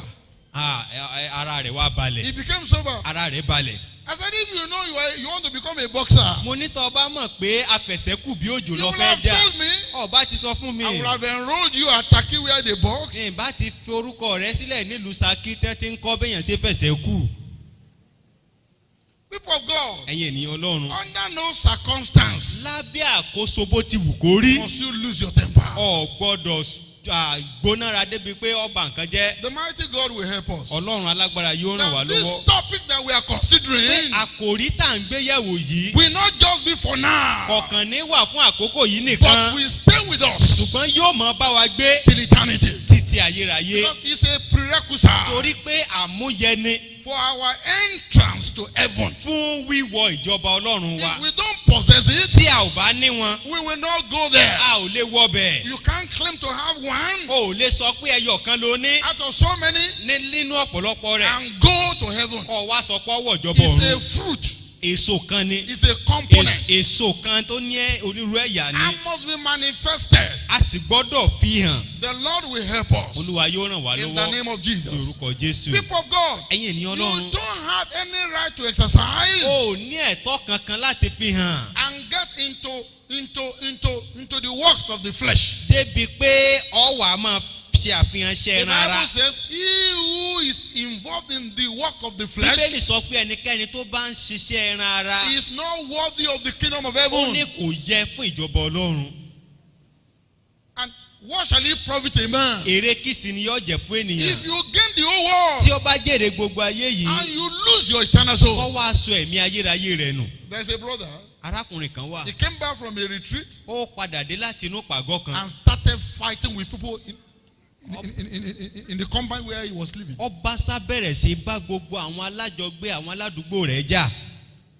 And I asked him, mo wá bi léèrè what is it that you have gained in the conference that you attended? pé ìpàgọ́ tó ọlọ́ọ̀ṣẹ̀ṣẹ̀ ti bẹ̀ dé kílẹ̀kọ́ tó rí dìmú I bẹ̀ said, you gan. are ashamed to Christianity. mo ní ìtìjú ló jẹ́ fún ìgbé ayé kìrìsìtẹ́nì. You are ashamed to Christianity. ìtìjú ló jẹ́ fún àwọn You know, kìrìsìtẹ́nì. the people that heard what I said, àwọn èèyàn tó gbọ́n tí mo sọ we didn't know you will speak like that. wọ́n ní àmọ́ pé bá sọ̀rọ̀ báwọn. We thought you will support him. a rò pé ẹ̀yin náà ó tún tì lẹ́yìn ni. I said, under no situation mo ní lábẹ́ àkóso bó ti wù kó must rí he lose his temper. ni kò yẹ kó wá bínú kó bínú báyẹn. Praise God. ẹ̀yin Olúwa The mighty God will help us. Ọlọ́run alágbára ó ràn wá lọ́wọ́. When we are talking about love, tá a bá ń sọ nípa ìfẹ́ I don't want to go into the details of each of these components. mi ò tí ì fẹ́ lọ nínú ẹ̀kúnrẹ́rẹ́ ẹ̀yà kọ̀ọ̀kan náà àwọn èso Love yìí. summarizes everything ìfẹ́ olóṣè ìsẹnukótó gbogbo rẹ̀. that are embedded in the fruit of the Spirit. gbogbo tí ń bẹ nínú èso tẹ̀mí. When you love Jesus, tó o bá fẹ́ Jésù. you will not love to deny him in any way. o ò ní fẹ́ láti ṣẹ́ ní ọ̀nàkọ́nà. You will not love to betray him in any way. o ò ní fẹ́ láti ṣẹ́ ní ọ̀nàkọ́nà. When you love Jesus, tó o bá fẹ́ Jésù. you will not love to go into the world. o ò ní fẹ́ láti wọnú ayé lọ. You know what Paul said? ǹjẹ́ mo ti Paul wí. He said, Demas has forsaken me ó ní Dẹ́másì ti kọ̀ mí sílẹ̀. because he had loved this present ó world. nítorí pé ó fẹ́ ayé ìsinsìnyí. Why did Demas forsake Paul? kí ni ìdí tí Dẹ́másì fi kọ̀ Paul He sílẹ̀? forsook Paul because he was no longer operating the fruit of the Spirit. ó kọ̀ Paul sílẹ̀ torí pé kò máa ṣe àfihàn èso tẹ̀mí mọ́. The love of the Savior was no longer in him. ìfẹ́ olùgbàlà kò sí nínú ọkàn rẹ̀ mọ́. What about Judas Iscariot? kí ni ká sọ ń pa Judas Iskariotu? A treasurer, ẹni tó jẹ́ akápò very close to Jesus. tó súnmọ́ Jésù símọ́tímọ́. He loved money than heaven. ó fẹ́ owó ju ọ̀run lọ. He loved money than his Savior. ó fẹ́ owó ju olùgbàlà lọ. And he betrayed the Lord. ó sì fi Olúwa hàn. The fruit of the Spirit disappeared from his life. èso tẹ̀mí pòórá nínú ayé rẹ̀. What became the end of Judas Iscariot? kí wá ló jẹ́ àtúbọ̀tán Judas Iskariotu? Hellfire. ọ̀run àpáàdì. Hellfire. ọ̀run àpáàdì. People people of God, ẹ̀yin ènìyàn if Ọlọ́run. there's any time to be serious with your Christian life, Tí àkókò kan bá wà tó yẹ kó o mú ìgbé ayé Kìrìsìtẹ́nì rẹ lọ́kùnkúndùn. I think it is now. Mo rò pé nísinsìnyí ni. I was studying the book of 1 Kings. Mo ń kẹ́kọ̀ọ́ nínú ìwé àwọn ọba kìíní. In 1 Kings 3, Nínú àwọn ọba kìíní orí kẹta. what no man ever has from God, Solomon has from him. Ohun tí ẹnikẹ́ni ò tí ì béèrè rí lọ́wọ́ Olúwa ni Sólómọ́nì béèrè. He said, God, Ó ní Ọlọ́run, all I wanted ohun gbogbo tí mò ń fẹ́ is wisdom. ò ní ọgbọ́n o.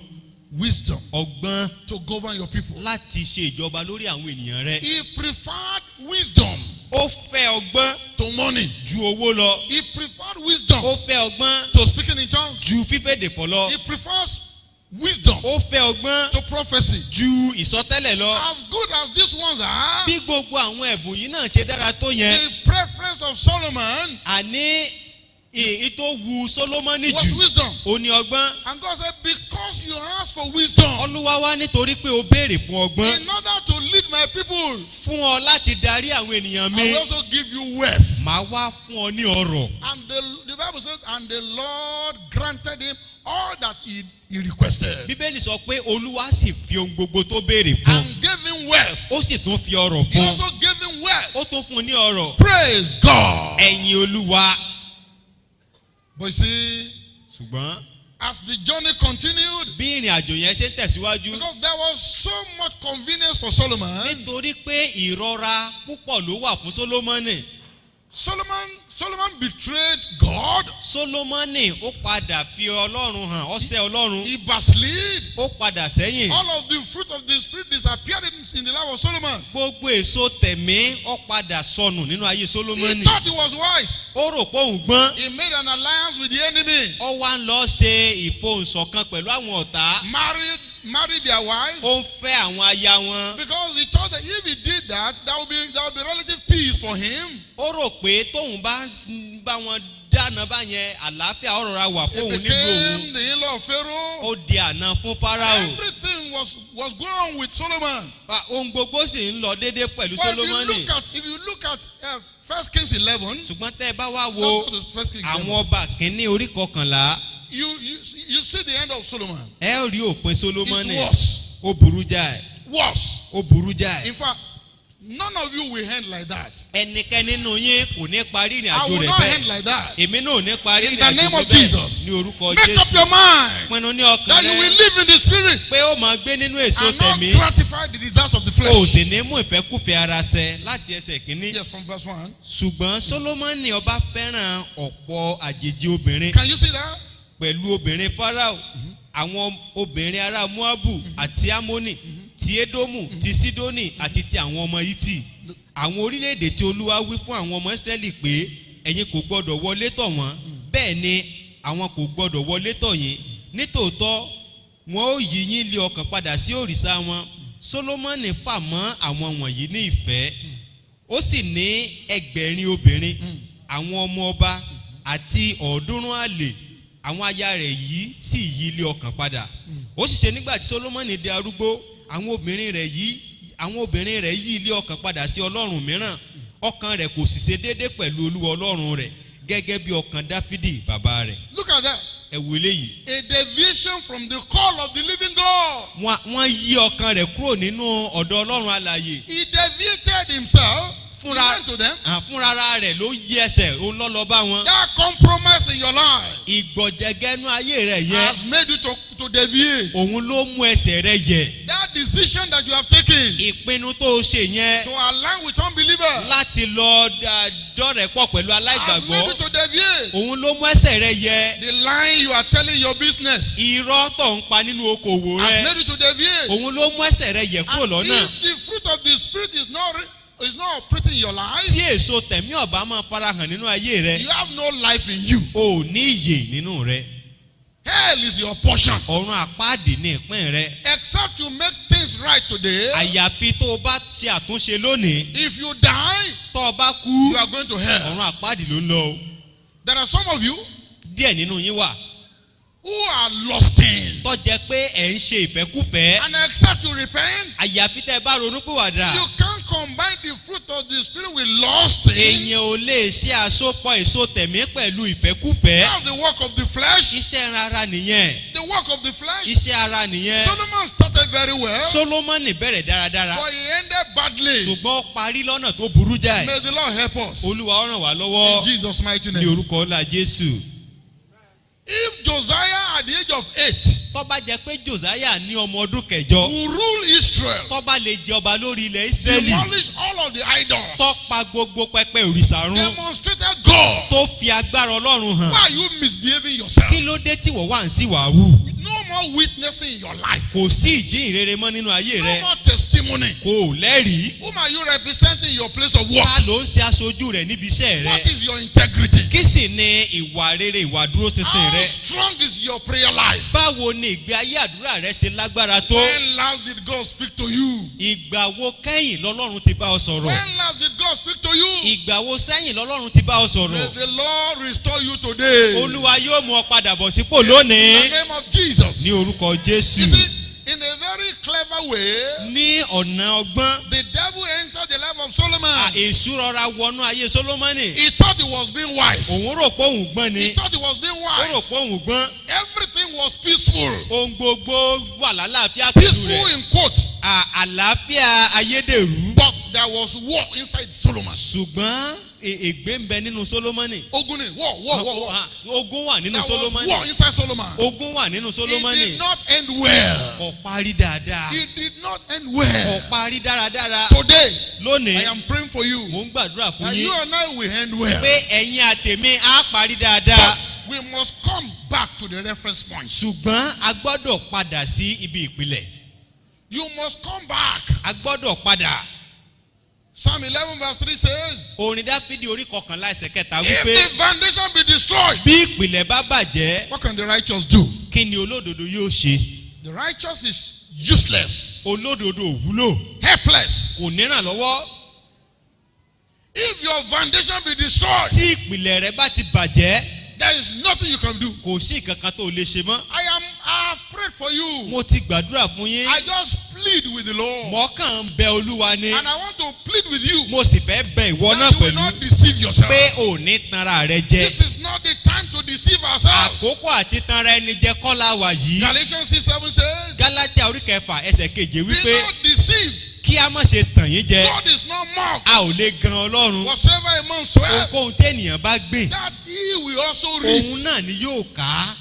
If you sow to the flesh, tó o bá gbìn sípa tara you will reap corruption. ó ká ìdìbàjẹ́. If you sow to the spirit, tó o bá gbìn sípa tẹ̀mí you will reap life everlasting. ó ká ìyè àìnípẹ̀kun. The Lord has always been there. òfin yìí ti wà níbẹ̀. The Lord Jesus, Olúwa Jésù He has Olúwa always been there. gbogbo ìgbà ló wà níbẹ̀. As the vine. gẹ́gẹ́ bí àjàrà. As the vine. gẹ́gẹ́ bí àjàrà. And we are supposed to be the branches. àwa ló sì yẹ ká jẹ́ ẹ̀ka. Drawing strength. tá a mọ̀ fa okun. Drawing strength. tá a mọ̀ gba okun. Drawing power. tá a mọ̀ gba agbára. Drawing anointing. tá a mọ̀ gba ìfòróyàn. Anointing for good works. ìfòróyàn fún iṣẹ́ rere. Anointing to manifest the fruit of the Spirit. agbára láti ṣe àfihàn èso But tẹ̀mí. there is so much noise in the church. ṣùgbọ́n ariwo lásán ló kún So inú much ìjọ. noise. ariwo lásán. Everybody wants to be recognized. gbogbo èèyàn ló fẹ́ ká dóhùn mọ̀. Listen. ẹ tẹ́tí gbọ́. If you are recognized or known in this world and you are not known in heaven, it is useless. tọ́ ọ bá dìlú mọ̀ nká tó gbajúgbajà láyé tí wọn ò mọ̀ Ọlọ́run asán lọ jẹ́.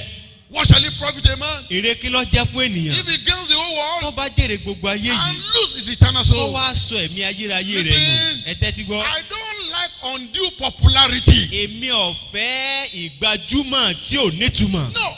rárá I run away from the crowd. mo tiẹ̀ máa ń sá fún àwùjọ ọ̀gọ̀rọ̀ èèyàn ni. The crowd will shout hallelujah today. àwọn ìjọ ọ̀pọ̀ èèyàn wọn ò kí hallelujah lónìí. Tomorrow lọ́la they will say crucify wọn ò him. ní kàn máa gbélébù. I don't rely on the crowd. èmi èé sinmi ilé ọ̀pọ̀ èèyàn. No. rárá o. They will drain you of your good works. àwọn ni wọn ò jo gbogbo iṣẹ́ rere rẹ They dànù. will make you to backslide. wọn ò sì mú ọ padà sẹ́yìn. The commendation by people ìgbóríyìn àwọn ènìyàn is nothing to be relied upon. kìí ṣe nǹkan téèyàn fẹ̀mí tẹ̀. Let God commend you. Jẹ́ kí Ọlọ́run ó yìn ọ́. Let God commend you. Fi àyè fún Ọlọ́run kó yìn ọ́. If you are being commended by people, Tí ènìyàn lọ bá ń yìn ọ́. I tell you, Mo sọ you fún are ọ. destroyed already. A ti pa ọrùn náà. Any commendation Gbogbo oríyìn that is not coming from God, tí ó bá tọ̀dọ̀ Ọlọ́run wá. as you manifest the fruit of the Spirit, Tí kò sì fi èso tẹ̀mí hàn. without limitation to the scope, Láì ṣe pé ìpẹ̀kún wà fún ibi tó lè dé. it's not appreciable.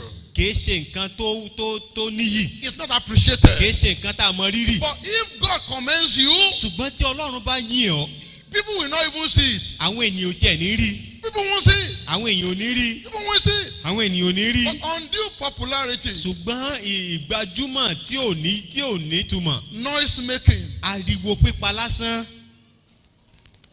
You see some people, Ẹ ra àwọn ènìyàn kan. they want to claim, they are claiming to be closer to politicians. Wọ́n fẹ́ sọ pé wo mo súnmọ́ olóṣèlú yìí jù wọ́ They lọ. want to win him to cry. Wọ́n fẹ́ fàsọ́dọ̀ That's a Kristi. lie. Irọ́ nìyẹn They o. just go to them Wọ́n kàn lọ sọ́dọ̀ wọn. so that they can give them envelopes. Kí wọ́n bá lè fún wọn ní kí wọ́n lè sọwọ́ kúdúrú sí wọn. Undue popularity, Ìgbajúmọ̀ tí ò wúlò. it will take you to hellfire. Ọ̀run àpáàdì ni ó mú yàn lọ. Praise God. Ẹ̀yin Olúwa.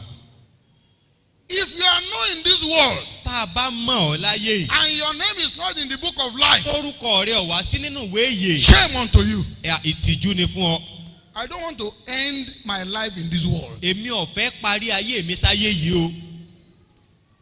There's a continuation of another journey Ìtẹ̀síwájú ìrìn àjò mìíràn tún wà. beyond the grave. Ju ibojì lọ. But many of you, Ṣùgbọ́n ọ̀pọ̀ yín. all that you are conscious of Ohun gbogbo tó kún ọ yín lọ́kàn. is worldliness. Ó ní ìbáyérẹ́. Worldliness. Ìbáyérẹ́. How much you can accumulate, Iye mélòó ló lè kó jọ. your thoughts Nínú about the present, nínú èrò rẹ nípa ipò tó wà your lọ́wọ́lọ́wọ́. thought about the future, Èrò rẹ nípa ọjọ́ ọ̀la. nothing to, you are not concerned about the kingdom again. O ò sí ẹ̀ná ní nǹkan tìjọba ọ̀run And mọ́. you are the loser. Ìwọ ló sì ń pàdánù. Matthew 6:33 says, Matthew orí kẹfà ẹsẹ̀ seek kẹtàlélọ́gbọ̀n. ye first Ó ní ẹ kọ́kọ́ wá ìjọba Ọlọ́run the náà. kingdom of God Ìjọba Ọlọ́run and his righteousness. àti òdodo rẹ̀. All other things Ohun gbogbo tó bá kù shall be added unto you. a ó fi kún fún yín. I am not boasting, Mi ò mọ fọ́nu. and God sees my heart. Olúwa sì rí ọkàn I mi. don't pray for money again, Èmi ò mọ gbàdúrà fún owó No. mọ́ rárá. but money comes Ṣùgbọ́n owó ń wá. that I still give back to God. Èyí tí mo sì tún máa ń fi fún Ọlọ́run padà. As much as the Lord provides for me. Bí Olúwa ṣe ń fi fún mi. I believe in that verse of the scripture. Mo gba ẹsẹ̀ ọ̀rọ̀ Ọlọ́run yẹn gbọ́. I quote it every time. Mo sì máa ń sọ ní gbogbo And ìgbà. the Lord has been honoring Olúwa himself sì ti ń bu ọlá fún ọ̀rọ̀ in rẹ̀. my life and family. Nínú ayé mi àti ìdílé mi. People of God, Ẹ̀yin ènìyàn Ọlọ́run. don't kumba yourself with the affections to the things of this world. Má ṣe jẹ́ kí ìfẹ́ ayé yìí kó kún ọkàn rẹ bámúbámú kó wá tẹ̀ ọ́ mọ́lẹ̀. Seek ye first Kọ́kọ́ wá the kingdom of God ìjọba Ọlọ́run and his náà righteousness. àti òdodo All rẹ̀. other things Ohun gbogbo tó shall be kù added unto you. a ó fi kún fún The yín. work of a shepherd Iṣẹ́ olùṣọ́ àgùntàn is not to be concerned about himself. kìí ṣe pé láti máa tọ́jú ara rẹ̀. I owe you obligation Mo ní ojúṣe yìí sí to yín pray for you láti gbàdúrà fún day yín and night ní ọ̀sán àti lóru without telling you. láì sọ fún yín. And I do it. Mo sì ń ṣe. As long as I fulfill the word of God, Níwọ̀n ìgbà tí mo bá mú ọ̀rọ̀ Ọlọ́run ṣẹ, the word of God will mightily prevail. ọ̀rọ̀ Ọlọ́run fúnra ara rẹ̀ ni yóò borí. The Bible says, so mightily the word of God Bẹ́ẹ̀ni prevails. sọ pé ọ̀rọ̀ Olúwa sì borí jọjọ. How much has the word prevailed on your behalf? Ìgbà mélòó ni ọ̀rọ̀ yìí ti borí nínú ayé rẹ? When you manifest the fruit of the Spirit, Ìgbà tó bá fi èso tẹ̀mí hàn, the Lord will help us. Olúwa yóò ràn wá There lọ́wọ́. there is much that we need to do. Àní ọ̀pọ̀ tó kù tá a ṣe There o. is much for us to do. Ìtó tó kù tá a ṣe tún pọ̀. If we will satisfy God. Tá a bá tẹ́ Olúwa lọ́rùn. The consciousness to be in His presence at the right time is no longer there. Ìfẹ́ ọkàn láti wà níwájú Olúwa lákòókò tó tọ́ kò sí mọ́. It's no longer there. Kò sí mọ́. The task for the word of God is no longer there. Ìpòǹgbẹ fún ọ̀rọ̀ Ọlọ́run kò sí mọ́. You no longer have a time to pray on your own. Kò sí ẹ̀ ní àkókò láti gbàdúrà fún ara rẹ mọ́. No time for meditation. Kò sí àkókò ìṣàṣàrò. How will you not be blank and empty? Báwo lo ṣe ní ṣòfò tí nǹkan kan ò ní sínú rẹ mọ́? Even when you do all of these things, Ìgbà tó bá sì ń ṣe gbogbo nǹkan wọ̀nyí a gan. little anger, ìbínú díẹ̀ will deflate everything inside you. òun ni yóò jó gbogbo tí ń bẹ nù rẹ dànù. A little anger ìbínú díẹ̀ will deflate everything you have received. yóò jó gbogbo tó ti gbà dànù. Some of us, díẹ̀ nínú wa. we are fire extinguishers to ourselves. àwa fúnra wa ní panápaná ara wa. I see some, I know that some of you after prayer, mo mọ̀ pé ẹ̀yin kan lẹ́yìn tá a bá gbàdúrà tán. and as you are rising up, bẹ́ẹ̀ bá ṣe ń dìde báyìí. you see someone tẹ́ bá tó rí who ẹnìkan provokes you, tó mú inú bí you get yín. angry again. inú ọba tó bí ẹ̀yin náà. Opposite. àbá Opposite. ìdàkejì. This must stop. eléyìí gbọ́dọ̀ dáwọ́ dúró. If revival must be your life. If revival must be your life. tí ìsọjí ọba wà nínú ayé rẹ. This must stop. eléyìí gbọ́dọ̀ dáwọ́ If dúró. you must go and meet your Savior tí ọba lọ pàdé olúwa ọlọ́run rẹ anytime he comes. nígbàkúgbà tó bá dé. As I often tell you, bí mo ṣe máa ń sọ fún yín ní gbogbo ìgbà. there are two ways of meeting God. ọ̀nà méjì ló wà láti pàdé olúwa. Either in death bóyá ní ọ̀nà ti ikú or by rapture. tàbí nípa ìgbàsókè àyànfẹ́. Two methods. ọ̀nà méjì tó wà náà nìyẹn. And when any of them will happen, ìgbàkúgbà tí ọ̀kan kan náà àwọn méjèèjì ọba you don't ṣẹlẹ̀ know. ọmọ I don't know either. èmi gan ọmọ pẹ̀lú. So we need to brace up. àwa gbọ́dọ̀ tún ṣòkòtò wa And dìgírí the Lord must help us. kí olúwa kó sì ràn wá In lọ́wọ́ Jesus' mighty ní name. orúkọ ńlá Rise on jésù. your feet. ẹ dìde lórí ẹsẹ̀ yín.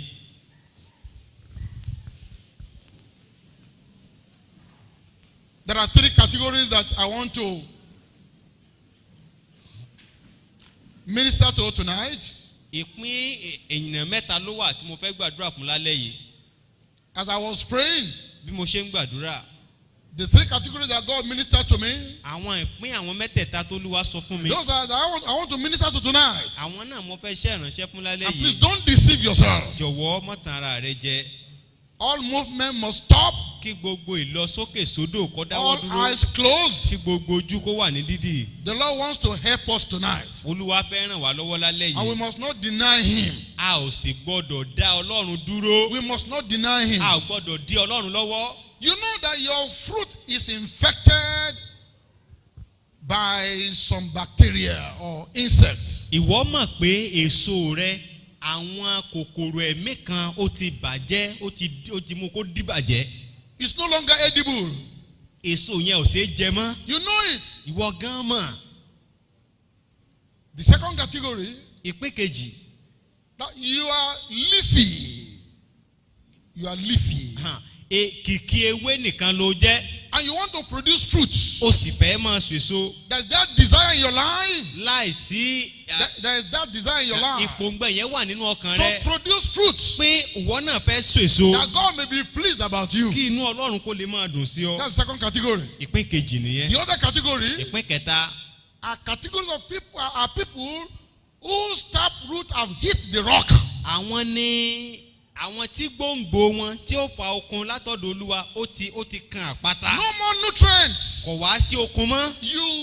You desire it. ó sì ń pòǹgbẹ. But it's no longer coming. ṣùgbọ́n kò sí ń bẹ̀ mọ́. But He said He will supply tonight. ọlọ́run sọ pé òun ó fún ọ lálẹ́ yìí. So I'm expecting these three categories mo ń retí àwọn ìpín mẹ́tẹ̀ẹ̀ta to come yìí forward kí wọ́n wá síwájú very quickly. ní kíákíá. I'd like to pray with you. màá fẹ́ láti gbàdúrà pẹ̀lú yín.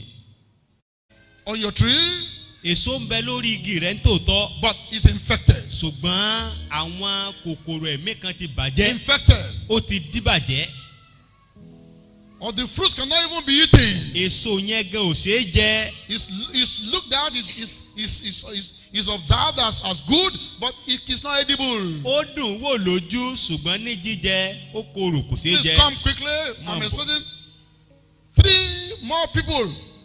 mo tún ń retí ènìyàn mẹ́ta sí i. ẹ Before máa I bọ̀ wá pray. síwájú Before I pray. kí n tó gbàdúrà fún wọn. If you want to join them, I'm waiting for you. tí wọ́n bá fẹ́ darapọ̀ mọ́ wọn máa bọ̀ mú dúró dè ọ́. I'll give you just about 2 minutes. màá fún ọ níbi ìṣẹ́jú méjì sí. God bless you. Don't waste your time. olúwa bùkún fún yín ẹ má fi àkókò yín ṣòfò. This is not the time to deceive ourselves. àkókò tí a wà yìí kìí ṣe àkókò tí ènìyàn tanra rẹ̀ jẹ. Maranatha, the Lord cometh. Maranatha, olúwa ń bọ̀ láìpẹ́. The Lord cometh. olúwa ń bọ̀ láìpẹ́. Will He, if He meets you in this situation, tó bá bá ọ ní ipò yìí will you go with Him? ṣó bá lọ.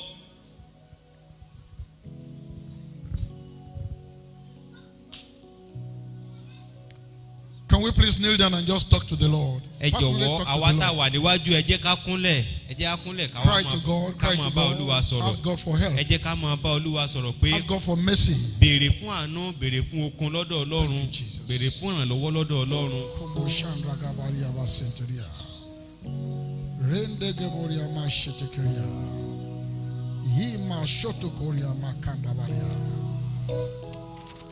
Thank you, Father. Zipal Korea Masotoria Masheteria. In Jesus' name we pray. Ní orúkọ Jésù ní a gbàdúrà. Say after me. Ẹ máa sọ tẹ̀lé mi. Eternal God, Ọlọ́run ayérayé. I thank you for this opportunity. Mo dúpẹ́ fún àǹfààní yìí. I will not waste it. Mi ò ní fi ṣòfò. Lord, Olúwa, it's a moment that I cannot afford to waste. àkókò yìí jẹ́ àkókò tí mi ò lè fi ṣòfò. Lord Jesus, Jésù Olúwa, come into my life afresh. wá sínú ayé mi Make lákọ̀tún. me fruitful, Ṣe mí ní eléso. that I may represent you Kí n bá lè máa ṣe aṣojú rẹ very well dáradára. anywhere I find myself. Níbikíbi tí mo bá bá ara Thank you, mi. Father. Ẹ ṣé bàbá, In Jesus' name. ní orúkọ Jésù. Amen. Àmín. Please rise up with our. You are Yínká, such a wonderful God Ọlọ́run ìyanu ni who yín. will not allow us to suffer the famine of your word. Tí kò ní jẹ́ ká nírìírí ọ̀dá ọ̀rọ̀ rẹ. We plead with you tonight A bẹ̀ ọ́ lálẹ́ yìí that will not turn your grace unto pé lasciviousness. a ò ní gba orí ọ̀fẹ́ rẹ ká sọ di wọ̀bìà. In the name of Ní Jesus, orúkọ Jésù. let the power come Kí agbára kó wá. that we may manifest the fruit of the Spirit Ká lè ṣe àfihàn èso tẹ̀mí without limit láì ní òdiwọ̀n. in our homes, Nínú ilé wa, in our place of work, níbi iṣẹ́ wa, on the street, ní ojú òpópónà, in our vehicles, nínú ọkọ̀, on Okada, lórí mọ́sínì, wherever we find ourselves. níbikíbi tó wù ká wà. In the name of Ní Jesus, orúkọ Jésù. Almighty God, Ọlọ́run there alágbára. are some people Àwọn ènìyàn kan that wà are standing here today,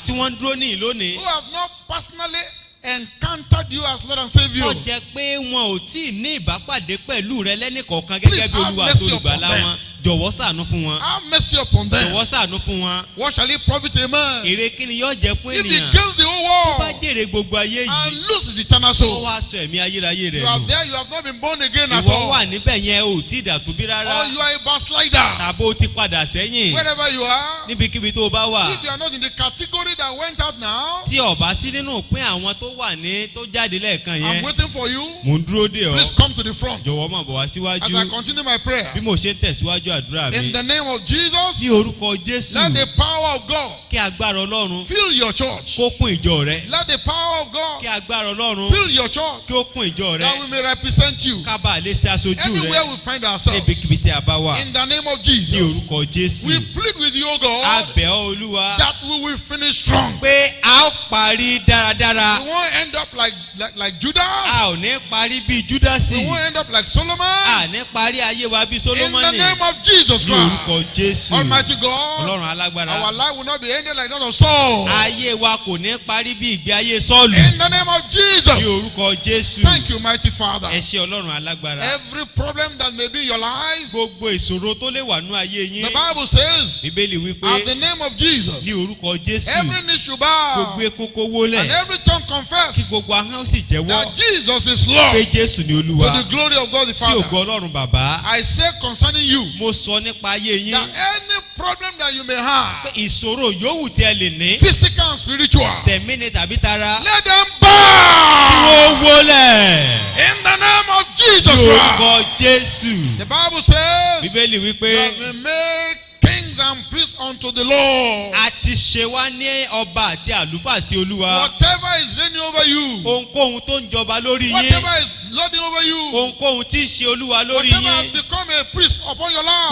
Gbogbo tó ti sọra rẹ̀ di àlùfáà lórí I ayé disallow yín. them in Jesus' Mo name. dá wọn dúró lórúkọ From Jésù. today, Láti òní lọ. operate in the fullness of life. Ẹ máa ṣe nínú ẹ̀kúnrẹ́rẹ́ ìyè. In the name of Jesus Lórúkọ Christ. Jésù. Thank you, mighty Father. Ẹ ṣé Ọlọ́run alágbára. As you seek the Lord, Bí a ṣe ń wá you will Olúwa, find ẹ him. ò rí. When you knock, Nígbà tẹ́ bá the door kàn shall be opened. ilẹ̀kùn ó ṣí. When you seek, Ìgbà tẹ́ bá wá, you will find. ẹ ó rí. Thank you, mighty Father. Ẹ ṣé Ọlọ́run alágbára. Blessed be your holy name. Ìbùkún ni forúkọ mímọ́ yín. Tonight, Lálẹ́ I yìí, command the peace of God to be in your life, mo pàṣẹ àlàáfíà Ọlọ́run kó wà lórí ayé to yín. surround your borders Láti yí àgbègbè in yín your ká. sleep, ní ojú oorun It is yín victory.